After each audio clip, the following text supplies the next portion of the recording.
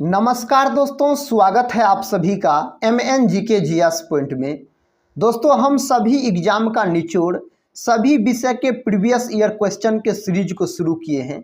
आज के इस वीडियो में हम करने वाले हैं सभी एग्जाम का निचोड़ बायोलॉजी के प्रीवियस ईयर क्वेश्चन को, जिसका साथियों आज सेट 1 है। दोस्तों, अगर अभी तक बात किया जाए तो हम एंशिएंट हिस्ट्री, मॉडर्न हिस्ट्री और इंडियन ज्योग्राफी के एक वीडियो प्रीवियस ईयर क्वेश्चन का अपलोड कर दिए हैं। अगर दोस्तों अभी तक आप लोग नहीं देखे हैं तो प्ले लिस्ट में वीडियो उपलब्ध है। प्ले लिस्ट का नाम है साथियों प्रीवियस ईयर क्वेश्चन, तो आप लोग जरूर देख लीजिएगा। दोस्तों, इस सीरीज को सभी एग्जाम को टारगेट बना के शुरू किया गया है। अगर साथियों आप लोग किसी भी एग्जाम का तैयारी कर रहे हैं तो सभी एग्जाम के प्रीवियस ईयर क्वेश्चन आपको इस सीरीज में मिल जाएंगे। तो साथियों, इसी तरीका से हम सेट बाय सेट सभी एग्जाम का निचोड़ सभी विषय के प्रीवियस ईयर क्वेश्चन को आपको कवर करवा देंगे। साथियों, अगर चैनल पे आप लोग पहली बार विजिट कर रहे होंगे तो चैनल को सब्सक्राइब कर बेल आइकन को प्रेस जरूर कर दीजिएगा और इस सीरीज को साथियों पूरा जरूर देखिएगा। तो चलिए आज के इस बायोलॉजी के सेट 1 को हम शुरू करते हैं। देखिए साथियों, पहला प्रश्न कहता है निम्न में से कौन सी कृमि त्वचा को पार कर आंतों में प्रवेश कर जाती है? अंकुश कृमि, फीता कृमि, धागा कृमि और दाद। दोस्तों, इसका उत्तर हो जाएगा फीता कृमि। फीता कृमि साथियों इन्हीं को याद रखिएगा, चपटा कृमि भी बोला जाता है फीता कृमि को। दोस्तों, यह प्लेटी हेलमिंथेज के अंतर्गत आता है। अगर पूछा जाए फीता कृमि या चपटा कृमि किसके अंतर्गत आता है, यह प्लेटी हेलमिंथेज के अंतर्गत आता है। अगला प्रश्न कहता है एक सामान्य वयस्क पुरुष में होता है, कहता है कितने ग्राम हीमोग्लोबिन और कितने ग्राम खून होता है? दोस्तों, 14 ग्राम हीमोग्लोबिन और 100 ग्राम खून होता है अगर एक सामान्य वयस्क पुरुष में बात किया जाए तो। दोस्तों, हीमोग्लोबिन में कौन धातु पाया जाता है? हीमोग्लोबिन में अगर धातु आपसे पूछा जाए तो हीमोग्लोबिन में लोहा धातु पाया जाता है। दोस्तों, लोहा धातु का प्रतीक क्या होता है? लोहा धातु का प्रतीक होता है Fe और परमाणु क्रमांक अगर पूछा जाए तो 26 बोलिएगा। दोस्तों, हीमोग्लोबिन एक तरह का वर्णक है, इसके कारण रक्त का रंग लाल होता है। इस बात को भी दोस्तों आप याद रखिएगा। नेक्स्ट क्वेश्चन कर लेते हैं। देखिए नेक्स्ट क्वेश्चन कहता आहार नाल सामान्यतः बड़ा होता है। दोस्तों, किसमें आहार नाल बड़ा होता है? मांसाहारियों में, शाकाहारियों में, सर्वाहारियों में, कीट भक्षियों में। दोस्तों, इसका सही उत्तर हो जाएगा शाकाहारियों में। शाकाहारियों का आहार नाल बड़ा होता है, याद रखिएगा। दोस्तों, अगर शाकाहारी का बात किया जाए तो शाकाहारी जीव किस पर निर्भर करता है? तो शाकाहारी जीव दोस्तों यह पेड़ पौधा पर निर्भर करता है, याद रखिए। किस पर निर्भर करता है? तो पेड़ पौधा घास सब पर दोस्तों यह निर्भर करता है। शाकाहारी पेड़ पौधा घास, इसमें दोस्तों क्या पाया जाता है? तो इसमें पाया जाता है सेलुलोज। क्या पाया जाता है दोस्तों? तो सेलुलोज पाया जाता है इसमें, पेड़ पौधा और घास में, याद रखिएगा।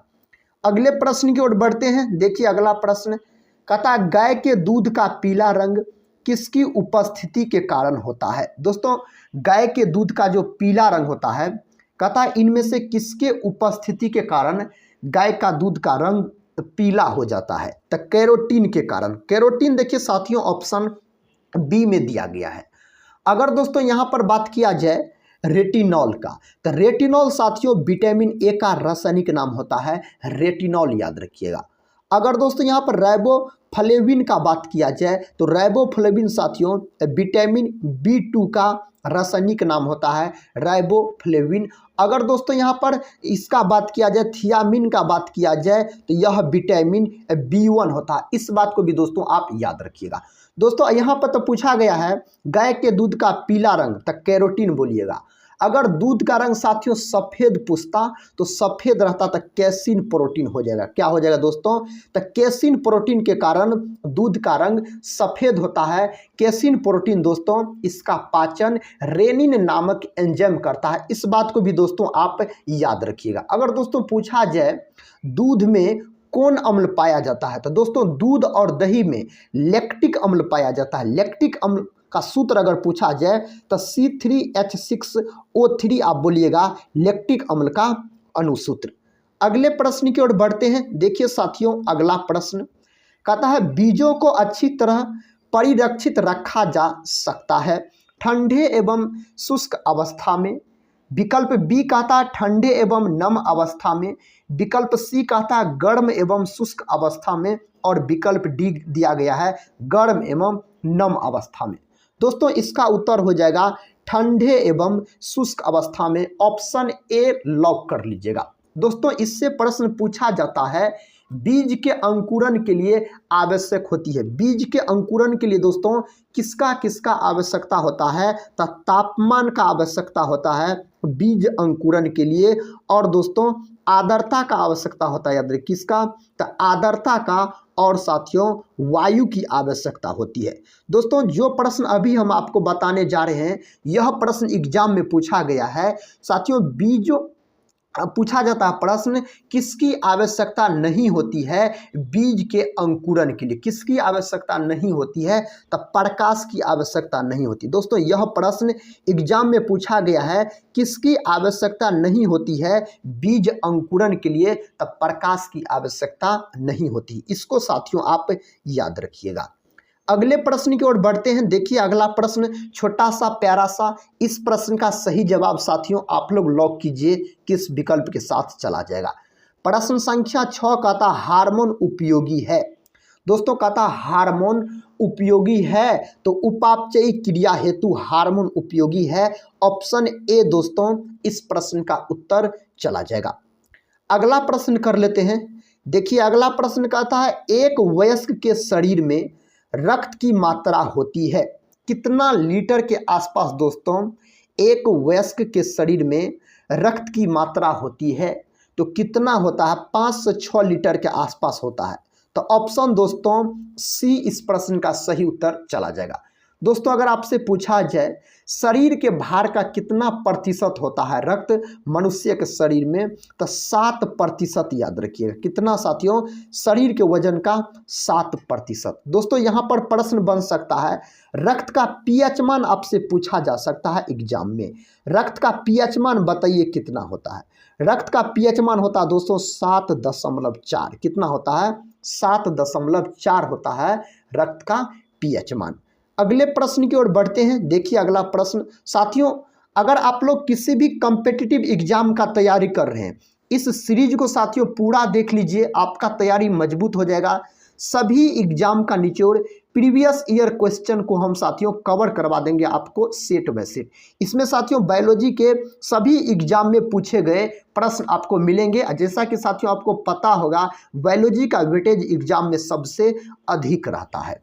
देखिए अगला प्रश्न कहता है पादपों में डैश होता है जबकि पशुओं में यह नहीं होता। दोस्तों पादप में क्या होता है लेकिन कहता वह पशु में नहीं होता। 4 विकल्प दिया गया है, आप बताइए इस प्रश्न का सही जवाब। विकल्प कहता है स्टार्च, सेलुलोज, प्रोटीन और वसा दिया गया है। दोस्तों इसका उत्तर हो जाएगा सेलुलोज। सेलुलोज साथियों पादप में होता है जबकि जंतु में नहीं होता है। दोस्तों पादप की कोशिका भित्ति किसकी बनी होती है? तो पादप की अगर कोशिका भित्ति का बात किया जाए तो पादप की कोशिका भित्ति बनी होती है सेलुलोज को। इस बात को भी दोस्तों आप याद रखिएगा। अगर साथियों प्रोटीन का बात किया जाए तो प्रोटीन का खोज 1838 ईस्वी में बर्जिलियस नामक वैज्ञानिक के द्वारा किया गया था। प्रोटीन का खोज। प्रोटीन का साथियों फैक्टरी पूछा जाता है, किससे कहा जाता है प्रोटीन का फैक्टरी? तो राइबोसोम को याद रखिएगा, प्रोटीन का फैक्टरी कहा जाता है। अगले प्रश्न की ओर बढ़ते हैं। अगला प्रश्न दोस्तों आपके सामने है। प्रश्न कहता जल प्रदूषण का कारण है। दोस्तों जल प्रदूषण का कारण आपसे पूछा जा रहा है। कहता वाहित मल एवं अन्य अवशिष्ट पदार्थ। ऑप्शन बी में कहता औद्योगिक अपशिष्ट, सी में कहता है कृषि से निकलने वाले पदार्थ और डी में कहता है इनमें से सभी। दोस्तों इनमें से सभी इस प्रश्न का सही जवाब लॉक हो जाएगा। ऑप्शन डी याद रखिएगा। अगले प्रश्न की ओर बढ़ते हैं। देखिए अगला प्रश्न साथियों काफी इंपॉर्टेंट प्रश्न है। इससे प्रश्न साथियों एग्जाम में पूछा जाता है रेशम कीट से। कहता है रेशम कीट की किस अवस्था में रेशम प्राप्त होता है। दोस्तों 4 विकल्प दिया गया है, बताइए इस प्रश्न का सही जवाब क्या हो जाएगा। तो कैटरपिलर हो जाएगा। तो ऑप्शन डी दोस्तों इस प्रश्न का उत्तर हो जाएगा। रेशम कीट के साथियों 4 अवस्था होता है, याद रखिए कितने अवस्था होता है, 4 अवस्था। साथियों याद रखिएगा, अंडा पहला होता है अंडा, उसके बाद होता है आपको लार्वा, क्या होता है दोस्तों, उसके बाद लार्वा होता है, उसके बाद साथियों क्या होता है, तो प्यूपा होता है, उसके बाद अगर उसके बाद बात किया जाए साथियों तो उसके बाद होता है कोकुन, क्या होता है उसके बाद, तो उसके बाद होता है कोकुन, याद रखिएगा साथियों कोकुन यह अंतिम अवस्था होता है और लार्वा साथियों इन्हीं को कैटरपिलर बोला जाता है। तो ऑप्शन डी इस प्रश्न का सही जवाब चला जाएगा। अगर दोस्तों पूछा जाए रेशम कीट के अध्ययन को क्या कहा जाता है, रेशम कीट के अध्ययन को बोला जाता है सेरीकल्चर, क्या बोला जाता है, तो सेरीकल्चर बोला जाता है। इस बात को दोस्तों आप याद रखिएगा। रेशम नगरी सिल्क सिटी किससे कहा जाता है साथियों, तो भागलपुर को बोला जाता है, सिल्क सिटी के नाम से जाना जाता है, किसको, भागलपुर को। अगला प्रश्न कहता है प्राकृतिक मोती है। दोस्तों प्राकृतिक मोती आपसे पूछा जा रहा है, कहता है एक मोलस्का, बी में कहता है एक एनिलिडा, सी में कहता है एक आर्थ्रोपोडा और डी में कहता है एक इकाइनोडर्मेटा। प्राकृतिक मोती दोस्तों क्या है, बताइए इसका सही उत्तर। तो एक मोलस्क हो जाएगा, एक मोलस्का हो जाएगा। दोस्तों अगर जंतु जगत का सबसे बड़ा समूह पूछा जाए तो जंतु जगत का सबसे बड़ा संघ दोस्तों क्या होता है, तो आर्थ्रोपोडा होता है। जंतु जगत का दूसरा सबसे बड़ा संघ दोस्तों अगर पूछा जाए, दूसरा सबसे बड़ा संघ, तो वह होता है मोलस्का, याद रखिएगा क्या होता है, मोलस्का होता है। दोस्तों मोलस्का के अंतर्गत क्या सब आता है, तो मोलस्का के अंतर्गत आपको आता है जैसे मोती हो गया और दोस्तों घोंघा हो गया, घोंघा हो गया, मोती हो गया, ऑक्टोपस हो गया, ये सब आता है आपको मोलस्का के अंतर्गत। दोस्तों एनिलिडा के अंतर्गत क्या सब आता है, तो एनिलिडा के अंतर्गत आता है जैसे केचुआ हो गया साथियों और जोंक हो गया, जोंक और केचुआ आता है एनिलिडा के अंतर्गत। आर्थ्रोपोडा के अंतर्गत साथियों कीट पतंग को रखा गया है, किसके अंतर्गत, तो आर्थ्रोपोडा के अंतर्गत। इकाइनोडर्मेटा का अगर बात किया जाए तो यह पूर्ण रूप से जलीय होता है। और दोस्तों यह प्रश्न पूछा गया है इकाइनोडर्मेटा पूर्ण रूप से क्या होता है, तो जलीय होता है। इसको दोस्तों आप याद रखिएगा। अगले प्रश्न की ओर बढ़ते हैं। देखिए अगला प्रश्न कहता स्तनियों में स्टार्च का पाचन प्रारंभ होता है मुख से, अमाशय से, ग्रसनी से और छोटा आंत दिया गया है। दोस्तों इसका उत्तर मुख से हो जाएगा, ऑप्शन ए लॉक कर लीजिएगा, मुख याद रखिएगा। देखिए दोस्तों नेक्स्ट क्वेश्चन कहता है किसने खोज किया कि मलेरिया रोग मच्छर द्वारा संचारित होता है। दोस्तों कहता है किसने खोज किया कि मलेरिया नामक रोग जो होता है, कहता वह मच्छर द्वारा संचारित होता है। किसने इसका खोज किया, तो रोनाल्ड रॉस नामक वैज्ञानिक ने किया था। तो दोस्तों ऑप्शन डी इस प्रश्न का उत्तर चला जाएगा। दोस्तों मलेरिया से प्रश्न एग्जाम में पूछा जाता है। अब सुनिए मलेरिया दिवस दोस्तों अगर आपसे पूछा जाए जो मलेरिया दिवस कब मनाया जाता है, तो मलेरिया दिवस मनाया जाता है 25 अप्रैल के दिन। कब मनाया जाता है, तो 25 अप्रैल के दिन साथियों मलेरिया दिवस के रूप में मनाया जाता है। दोस्तों भारत में घोषणा किया गया है 2030 तक, कब तक साथियों, 2030 तक मलेरिया को अंत करने का। इस बात को दोस्तों आप याद रखिएगा। अगले प्रश्न की ओर बढ़ते हैं। देखिए अगला प्रश्न साथियों, प्रश्न कहता है आम का खाने योग्य वाला भाग है। दोस्तों सबसे पहले आम से बात याद रखिए, जो भारत का राष्ट्रीय फल अगर पूछा जाए आपसे तो भारत का राष्ट्रीय फल क्या हो जाएगा, तो आम हो जाएगा, याद रखिएगा। और आम का दोस्तों वनस्पति नाम क्या होता है, मेंजीफेरा इंडिका आम का वनस्पतिक नाम होता है। तो दोस्तों पूछा जाता है प्रश्न आम का खाने योग्य वाला भाग बताइए, आम का कौन सा भाग खाया जाता है, मध्य भित्ति खाया जाता है, ऑप्शन बी में दिया गया है मध्य भित्ति। दोस्तों भ्रूणपोष यहाँ पर दिया गया है, किसका भ्रूणपोष खाया जाता है, तो नारियल का, याद रखिए किसका साथियों, तो नारियल का खाया जाता है भ्रूणपोष। इस बात को भी दोस्तों आप याद रखिएगा बहुत जबरदस्त तरीके से। अगले प्रश्न की ओर बढ़ते हैं। देखिए अगला प्रश्न, कहता है नागफनी के कांटे है रूपांतरित, किसका रूपांतरित है नागफनी के कांटे? यह दोस्तों पत्ती का रूपांतरित होता है, किसका? पत्ती का होता है। तो ऑप्शन बी इस प्रश्न का उत्तर चला जाएगा। अगले प्रश्न की ओर बढ़ते हैं। देखिए दोस्तों अगला प्रश्न, कहता घाव का शीघ्रता से भरना हो जाता है विटामिन से, किस विटामिन के कारण दोस्तों ऐसा होता है? 4 विकल्प दिया गया है, तो विटामिन सी हो जाएगा। ऑप्शन दोस्तों बी इस प्रश्न का सही उत्तर चला जाएगा। अगर दोस्तों विटामिन ए का बात किया जाए तो विटामिन ए का रासायनिक नाम पूछा जाता है तो रेटिनॉल हो जाएगा साथियों, विटामिन ए का रासायनिक नाम। और विटामिन ए का प्रमुख स्रोत पूछा जाए दोस्तों आपको, तो आप बोल सकते हैं गाजर। गाजर दोस्तों विटामिन ए का प्रमुख स्रोत होता है। दोस्तों अगर विटामिन सी का बात किया जाए तो इसका रासायनिक नाम होता है एस्कॉर्बिक अम्ल। क्या होता है दोस्तों? एस्कॉर्बिक अम्ल। इसका प्रमुख स्रोत अगर आपसे पूछा जाए तो आंवला साथियों इसका प्रमुख स्रोत होता है। दोस्तों अगर विटामिन ई का आपसे रासायनिक नाम पूछा जाए, दोस्तों विटामिन ई का रासायनिक नाम क्या होता है? तो विटामिन ई का रासायनिक नाम होता है टोकोफेरोल। क्या होता है? तो टोकोफेरोल, याद रखिएगा, फेरोल होता है विटामिन ई का रासायनिक नाम। दोस्तों विटामिन ई को सौंदर्य का विटामिन कहा जाता है, इस बात को भी आप याद रखिएगा। अगर विटामिन के का रासायनिक नाम पूछा जाए तो फिलोक्विनोन बोलिएगा। क्या बोलिएगा दोस्तों? फिलोक्विनोन होता है आपको किसका नाम? तो विटामिन के का। अगले प्रश्न की ओर बढ़ते हैं। देखिए अगला प्रश्न, साथियों अभी तक अगर आप लोग चैनल को सब्सक्राइब नहीं किए हैं तो चैनल को सब्सक्राइब कर बेल आइकन को प्रेस जरूर कर दीजिए और साथियों इस सेशन को अपने दोस्तों में शेयर कर दीजिएगा। देखिए अगला प्रश्न कहता है संचित खाद्यान्न की क्षति के लिए निम्नलिखित में से कौन सा कारक सर्वाधिक उत्तरदायी है? 4 विकल्प दिया गया है, बताइए इस प्रश्न का दोस्तों सही उत्तर किस विकल्प के साथ चला जाएगा?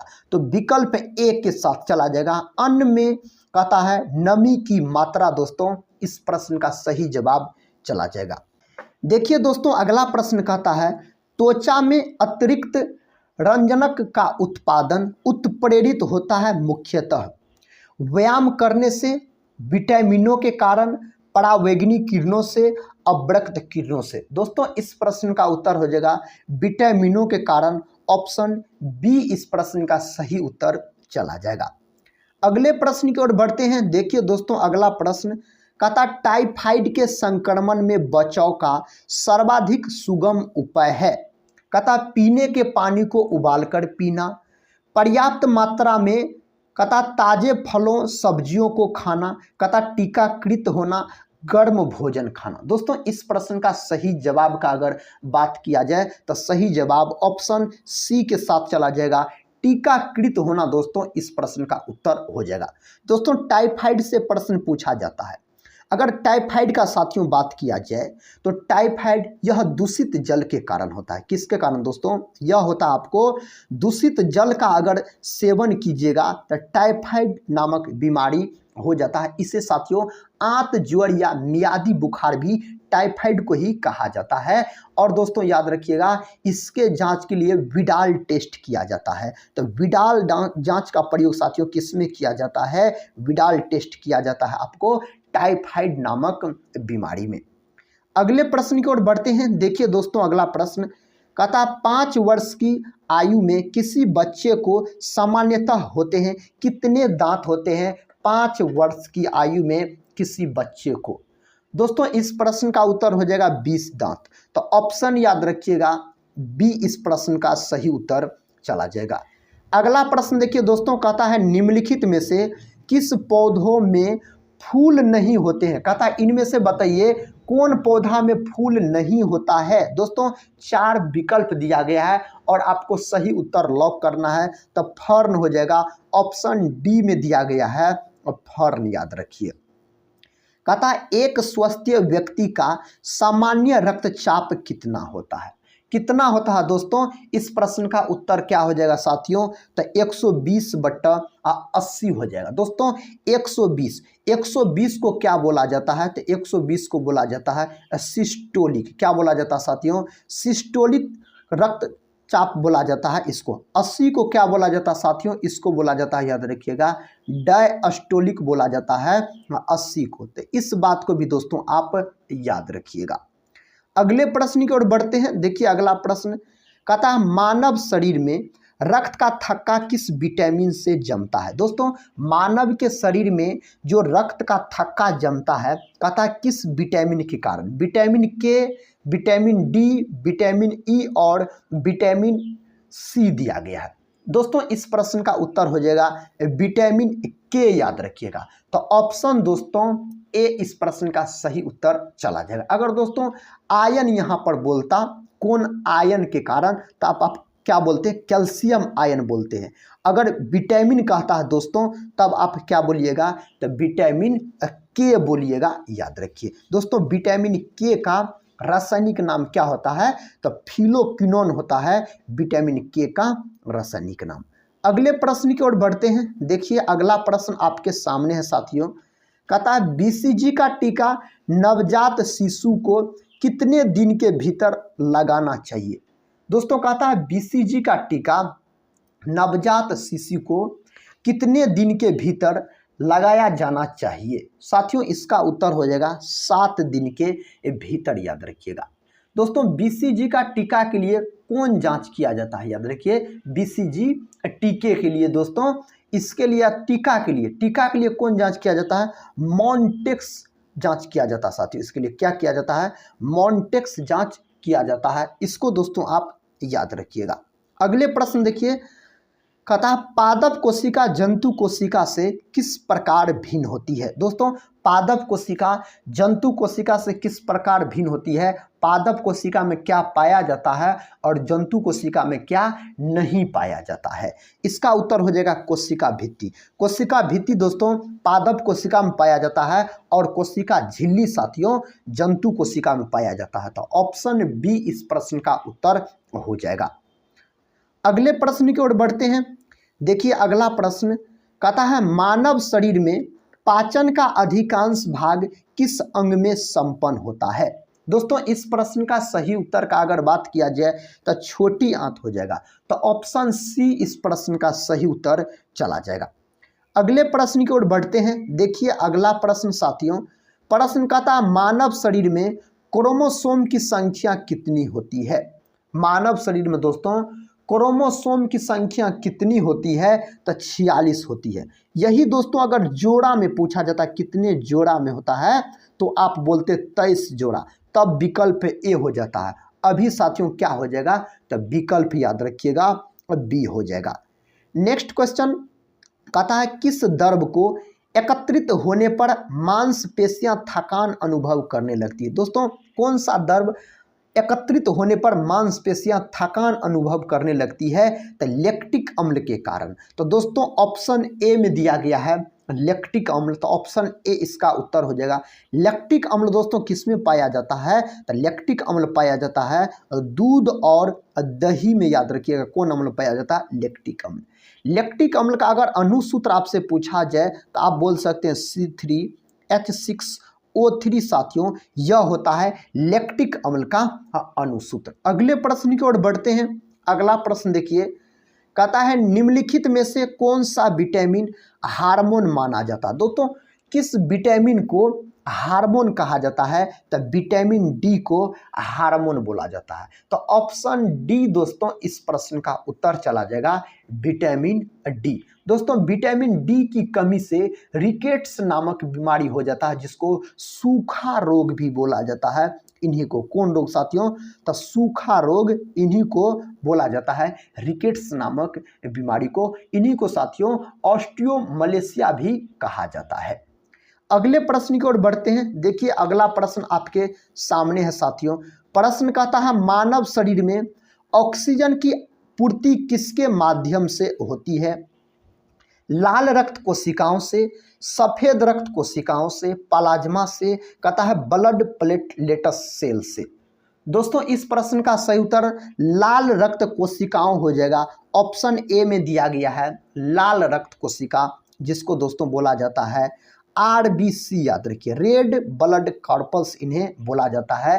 लाल रक्त कोशिका का जीवन काल पूछा जाए तो 120 दिन इसका जीवन काल होता है। इसका निर्माण दोस्तों लाल रक्त कोशिका का कहाँ होता है, तो लाल अस्थि मज्जा में होता है। सफेद रक्त कोशिका साथियों जिन्हें याद रखिए WBC बोला जाता है, व्हाइट ब्लड कॉर्पस इन्हें बोला जाता है।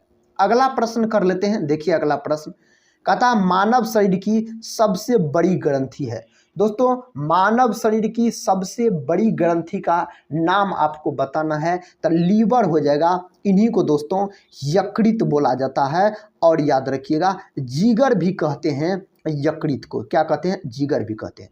दोस्तों यकृत का अगर वजन आपसे पूछा जाए तो 1.5 kg होता है यकृत का वजन। यकृत का अध्ययन क्या कहलाता है, तो हेपेटोलॉजी साथियों यकृत का अध्ययन कहलाता है। अगले प्रश्न की ओर बढ़ते हैं। देखिए साथियों अगला प्रश्न कहता है ग्रीन हाउस किस पदार्थ का बना होता है, किस पदार्थ का बना होता है ग्रीन हाउस। 4 विकल्प दिया गया है और आपको सही उत्तर दोस्तों चुनना है, तो कांच हो जाएगा। तो ऑप्शन सी में दिया गया है इस प्रश्न का सही उत्तर। नेक्स्ट क्वेश्चन कर लेते हैं। कहता शरीर के किस भाग में पीत का निर्माण होता है। दोस्तों शरीर के किस भाग में पीत का निर्माण होता है, यकृत में होता है पीत का निर्माण। दोस्तों पीत याद रखिएगा हरा रंग का एक क्षारीय द्रव है जो यकृत से निकलता है। इस बात को दोस्तों आप याद रखिएगा। अगला प्रश्न कर लेते हैं। कहता है मियादी बुखार में शरीर का मुख्य रूप से प्रभावित होने वाला अंग है। दोस्तों मियादी बुखार टाइफाइड को बोला जाता है, याद रखिएगा। और इन्हें आंत ज्वर भी बोला जाता है। तो यहाँ पर मियादी बुखार पूछा जा रहा है, इसका मतलब साथियों टाइफाइड का बात होता है। तो टाइफाइड में दोस्तों मनुष्य का आंत प्रभावित होता है। तो आंत देखिए साथियों किस विकल्प में दिया गया है, तो विकल्प डी में दिया गया है। तो विकल्प साथियों डी इस प्रश्न का सही उत्तर चला जाएगा। अगला प्रश्न कर लेते हैं। देखिए अगला प्रश्न कहता शरीर में रुधिर का भंडार है। दोस्तों शरीर में रुधिर का भंडार पूछा जा रहा है, तो तिल्ली हो जाएगा। इन्हीं को पलीहा बोला जाता है। दोस्तों अगर बात किया जाए ECG का, ECG किससे संबंधित है, यह हृदय से संबंधित है। और मानव शरीर की सबसे बड़ी ग्रंथि पूछा जाए तो क्या बोलिएगा, यकृत बोलिएगा। दोस्तों मानव शरीर का कौन ऐसा अंग है जिसमें पुनरुद्भवन की क्षमता सबसे अधिक पाई जाती है, तो क्या हो जाएगा, यकृत हो जाएगा। अगले प्रश्न की ओर बढ़ते हैं। देखिए साथियों अगला प्रश्न कहता है मानव शरीर में प्रति मिनट हृदय की धड़कन होती है। 4 विकल्प दिया गया है और सही उत्तर बताना है। 70 से 72 बार इस प्रश्न का उत्तर चला जाएगा। कहता है मनुष्य के शरीर में कुल हड्डियों की संख्या होती है। दोस्तों मनुष्य के शरीर में हड्डियों की संख्या बताना है और 4 विकल्प दिया गया है, तो 206 हो जाएगा। यही साथियों अगर शिशु में पूछा जाता, शिशु में पूछा जाता हड्डियों की संख्या, तो हम बोलते 300 के आसपास। अगर दोस्तों विकल्प में 300 नहीं दिया रहेगा तो 270 दिया रहता है, तो 270 आप लगा सकते हैं। अगला क्वेश्चन कर लेते हैं। कहता कौन सा विटामिन दूध में नहीं पाया जाता है। दोस्तों 4 विकल्प दिया गया है और बताना है आपको इनमें से कौन ऐसा विटामिन है जो दूध में नहीं पाया जाता है। तो दोस्तों विटामिन सी दूध में नहीं पाया जाता है, यह खट्टे फलों में विटामिन सी पाया जाता है। साथियों विटामिन 2 प्रकार के होते हैं, एक होता है जल में घुलनशील विटामिन, एक होता है वसा में घुलनशील विटामिन। जल में घुलनशील विटामिन दोस्तों अगर आपसे पूछा जाए तो विटामिन बी व विटामिन सी बोलिएगा, ये दोनों विटामिन आपको जल में घुलनशील होते हैं। वसा में घुलनशील विटामिन का नाम साथियों पूछा जाता है एग्जाम में, तो vitamin A, vitamin E, vitamin के और विटामिन डी, ये सभी विटामिन दोस्तों वसा में घुलनशील होते हैं। इस बात को भी आप याद रखिएगा। अगले प्रश्न की ओर बढ़ते हैं। देखिए अगला प्रश्न कहता सूर्य की किरणों से कौन सा विटामिन प्राप्त होता है। दोस्तों सूर्य की किरणें से कहता है कौन सा विटामिन प्राप्त होता है? तो विटामिन डी प्राप्त होता है। तो विटामिन डी इस प्रश्न का उत्तर हो जाएगा। विटामिन डी की कमी से रिकेट्स या सूखा रोग हो जाता है। इसी को साथियों ऑस्टियोमलेशिया बोला जाता है। और विटामिन डी एक तरह का हार्मोन भी है। कहेगा साथियों एग्जाम में आपसे अगर प्रश्न पूछा जाए किस विटामिन को हार्मोन कहा जाता है, तो विटामिन डी को याद रखिएगा, हार्मोन के रूप में जाना जाता है। अगला प्रश्न आपके सामने है, इसका सही उत्तर बताइए। प्रश्न कहता है निम्न में से कौन सा रोग वंशानुगत होता है? कौन रोग दोस्तों वंशानुगत होता है? इस प्रश्न का उत्तर हो जाएगा वनार्धता। तो साथियों ऑप्शन सी इसका उत्तर हो जाएगा, वनार्धता हो जाएगा। याद रखिएगा वनार्धता बीमारी में दोस्तों लाल और हरा, क्या दोस्तों, लाल व हरा रंग का पता नहीं चलता है, रोगी लाल और हरा रंग का अनुभव नहीं कर पाता है। तो इस बात को दोस्तों आप याद रखिएगा। अगले प्रश्न की ओर बढ़ते हैं। कहता है जेनर ने किस रोग का टीका सर्वप्रथम बनाया? एडवर्ड जेनर का बात हो रहा है। साथियों एडवर्ड जेनर ने किस रोग का टीका सबसे पहले बनाया? तो उस रोग का नाम है चेचक। तो ऑप्शन दोस्तों ए में दिया गया है, चेचक इस प्रश्न का सही उत्तर चला जाएगा। अगले प्रश्न की ओर बढ़ते हैं। देखिए दोस्तों अगला प्रश्न कहता है हल्दी पौधे के किस भाग से प्राप्त की जाती है? साथियों हल्दी का बात होता है। कहता है हल्दी पौधे के किस भाग से प्राप्त की जाती है? तो किस भाग से? तो तना से प्राप्त किया जाता है। दोस्तों तना दिया गया है आपको विकल्प बी के अंतर्गत, तो विकल्प बी इसका उत्तर हो जाएगा। अगर दोस्तों बात किया जाए अदरक, किसका बात किया जाए? अदरक का बात किया जाए और साथियों आलू का बात किया जाए, आलू हो गया, अदरक हो गया, ओल हो गया, प्याज हो गया, लहसुन हो गया, ये सब साथियों तना के अंतर्गत आता है। इस बात को आप याद रखिएगा। नेक्स्ट क्वेश्चन कर लेते हैं। कहता है एड्स रोग किसके द्वारा फैलता है? दोस्तों एड्स रोग किससे फैलता है? तो वायरस के कारण फैलता है। कौन वायरस के कारण फैलता है? तो HIV वायरस के कारण एड्स नामक बीमारी फैल जाता है। अगर दोस्तों आपसे पूछा जा सकता है एड्स का पूरा नाम बताइए क्या होता है, पूरा फुल फॉर्म इसका पूछा जा सकता है, तो एक्वायर्ड इम्यूनोडिफिशियंसी सिंड्रोम बोलेंगे, एड्स का पूरा नाम होता है। दोस्तों HIV का पूरा नाम क्या होता है? ह्यूमन इम्यूनोडिफिशियंसी वायरस होता है। डिफिशियंसी लगाना साथियों इसमें जरूरी है। दोस्तों पूछा जाता है विश्व एड्स दिवस कब मनाया जाता है? तो विश्व एड्स दिवस मनाया जाता है 1 दिसंबर के दिन। और एड्स बीमारी में साथियों एलिसा टेस्ट किया जाता है, एलिसा जांच किया जाता है इसी बीमारी के अंतर्गत। अगला क्वेश्चन कहता है पाचन के रसों में निम्नलिखित में से कौन सा अम्ल पाया जाता है? दोस्तों 4 विकल्प दिया गया है और आपसे पूछा जा रहा है इस प्रश्न का उत्तर क्या हो जाएगा? हाइड्रोक्लोरिक अम्ल हो जाएगा। इन्हीं को बोला जाता है HCl। साथियों मनुष्य के पेट में कौन अम्ल पाया जाता है? HCl अम्ल पाया जाता है। लैक्टिक अम्ल का बात किया जाए तो लैक्टिक अम्ल आपको साथियों दूध और दही में पाया जाता है। अगर टैनिक अम्ल का बात किया जाए तो चाय में, साथियों चाय में कौन अम्ल पाया जाता है? तो टैनिक अम्ल पाया जाता है उस चाय में। अगला प्रश्न कहता है मानव मस्तिष्क लगभग कितने ग्राम का होता है? दोस्तों मानव मस्तिष्क का वजन आपसे पूछा जा रहा है तो 1350 ग्राम के आसपास मानव मस्तिष्क का वजन होता है। अगर दोस्तों पूछा जाए EEG किससे संबंधित है? यह मस्तिष्क से संबंधित होता है। मानव शरीर का कौन सा अंग है जिसमें पुनरुद्भवन की क्षमता सबसे कम पाई जाती है? तब आप क्या बोलिएगा?